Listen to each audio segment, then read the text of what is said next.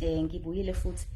One, I just want to say thank you to the men, the many men who came forward. I read your comments. I couldn't comment and respond to everyone. But I just want to commend and say thank you to the men who were brave enough to say, Ayanda, thina siyazi lento okhuluma ngayo. Siyazi kahle ngisesithenjini or ngikhulele esithenjini. We may differ on semantics, we may differ on nuances, because our dynamics and lived experiences are always going to be different. And I get that. But I want to commend you for understanding the fundamental principle of the message, what it is that I was trying to say.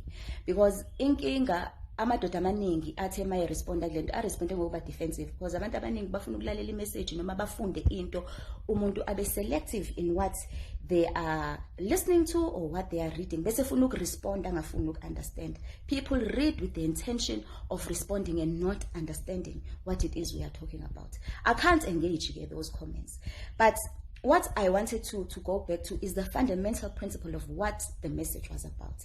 One was to say Isthembu was never meant to oppress. Never. Ipower yesithembu yayilele naye.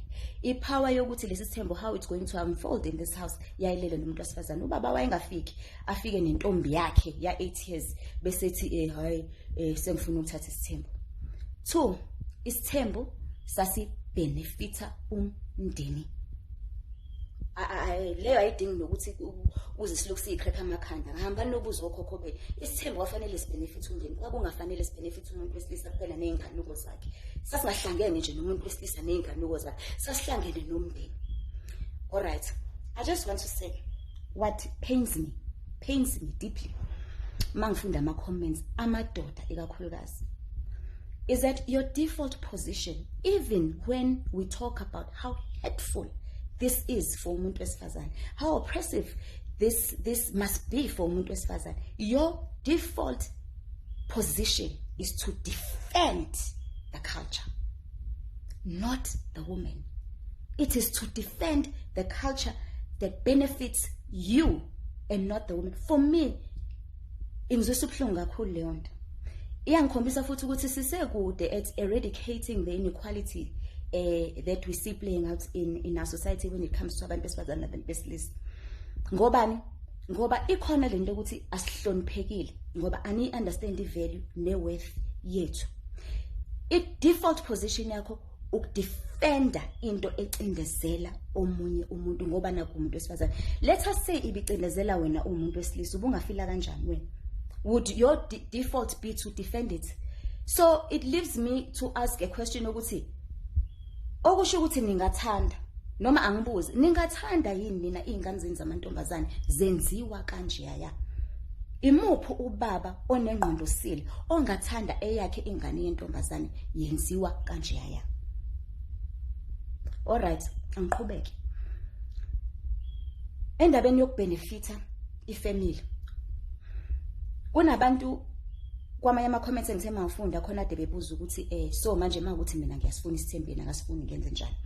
Omunye ukhulume indaba ukuthi imuphi umamkhulu onga initiator isithembu, kuchaza ukuthi thina soze saba nesithembu ke makunjalo ngoba akekho umamkhulu onga initiate isithembu. Ngicela ukubuza ubani ufuna ukulanywa? Mawukuthi niya understand ukuthi akekho onga initiate isithembu, yini phone nga understand ukuthi akekho ufuna ukulanywa? All right, angiphume lapho. I-problem enkulu in our society today is amadoda namhlanje awafani nokhokho bethu. You see, okhokho bethu were very clear about one thing. Isintu sethu, ubuntu bethu was founded on the key principle of unity of the family. The unity of the family by protector ngako konke okuyibona, because they understood ukuthi umuke wabulala umndeni ubulala isizwe. Anything that threatened the unity of the family was disregarded, thrown out. Kwanga engagement nento that threatens the unity of the family.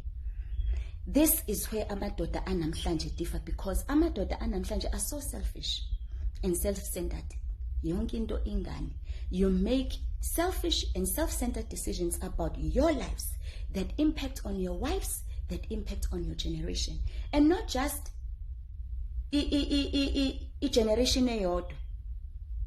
Ngoba kufika affecting ingane zakho bese affect ama generations alandelayo.